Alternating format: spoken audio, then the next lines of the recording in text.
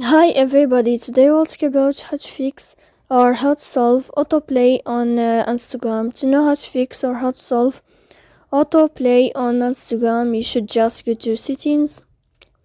After that, you can click on apps, default apps, app settings. Here in this list, you will enter to Instagram as you see, and you can click. Then you can click on first stop and you can click OK. Here we'll enter to the window of storage. Here we can click clear cache. Don't click clear data because that can cause you errors in your app.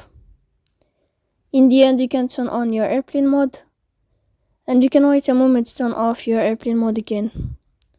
So please don't forget to support us, bell icon and subscribe. See you next time in another video, and thank you for your attention and your watching. Goodbye.